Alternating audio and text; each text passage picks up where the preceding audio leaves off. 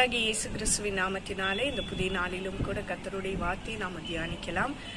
யோபு 18வது அதிகாரம் 25வது வசனம். என் மீட்பர் உயிரோடு இருக்கிறார் என்றும் அவர் கடைசி நாளில் பூமியின் மேல் நிற்பார் என்றும் நான் அறிந்திருக்கிறேன் என்று யோபு பக்தன் அழகாக கர்த்தரை பற்றி சொல்லுகிறார். உண்மையுள்ள தேவன், ஜீவனுள்ள தேவன், உயிரோடு இருக்கிற தேவன், மனிதர்களுடைய எல்லா சூழ்நிலைகளையும் ஏற்ற தாழ்வான நிலைகளை எல்லாம் அறிந்த தேவனை யோபு அறிந்திருக்கிறார்.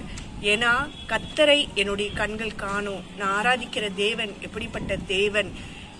யோபு பார்த்தீங்கன்னா தன்னுடைய வாழ்க்கையில எல்லா சொந்த பந்தங்களையும் சொத்துக்களையும் பிள்ளைகளையும் இழந்தவராக அவர் ரெட்டுடுத்தி சாம்பலிலே அமர்ந்திருந்த சூழ்நிலையிலே இப்படிப்பட்ட வார்த்தைகளை சொல்லுகிறார்.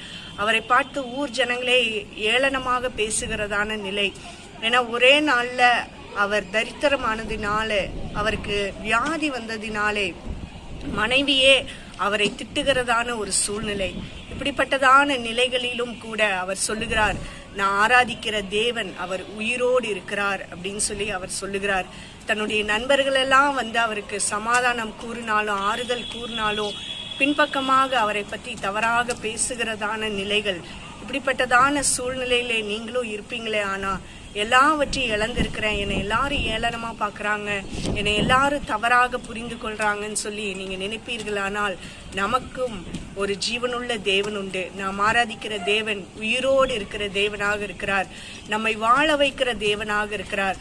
அவரை நோக்கி கூப்பிடுங்க, என் தேவன் உயிரோடு இருக்கிறார், அவர் என்றென்றைக்கும் என்னோடு கூட இருந்து என்னை நடத்துவார், எல்லா சூழ்நிலையும் என்னை ஆசீர்வதிப்பான்னு சொல்லி யோபு அறிக்கையிட்டது நிமித்தமாக, எல்லா ஏற்றத்தாழ்வுகளிலும் அவர் கர்த்தரை மாத்திரம் சார்ந்திருந்தது நிமித்தமாக அவருடைய வாழ்க்கையில இரட்டிப்பான ஆசீர்வாதத்தை கர்த்தர் கொடுத்தார். ஏன்னா உத்தமனாக கர்த்தருக்கு பயந்தவராக அவர் வாழ்ந்தது நிமித்தமாக அந்த ஆசீர்வாதத்தை அவர் பெற்றுக்கொண்டார்.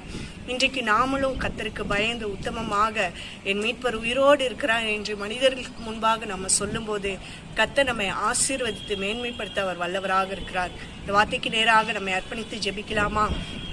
கிருபையுள்ள தகப்பனே, உம்மை நன்றியோடு துதிக்கிறோம் அப்பா, சோத்தரிக்கிறோம், மகிமைப்படுத்துகிறோம் ராஜா. சர்வ வல்லமையுள்ள தேவன், நீர் உயிரோடு இருக்கிறீர் ஆண்டவரே. யோபினுடைய அப்பா எல்லா சூழ்நிலைகளிலும், இழப்பின் மத்தியிலும், ரெட்டுடுத்தி சாம்பலிலே அமர்ந்த சூழ்நிலையிலும், வியாதியின் சூழ்நிலையிலும் கர்த்தாவே நீர் அவரை பலப்படுத்தி அப்பா நீங்க உயிரோடு இருக்கிற தேவனாக அவரை மகிமைப்படுத்தினீர் ஆண்டவரே. அப்பா அவர் இழந்து போன ஆசீர்வாதங்களை எல்லாம் இரட்டிப்பாக பெற்றுக்கொள்ளும்படியாக கிருபை செய்தீங்க அப்பா.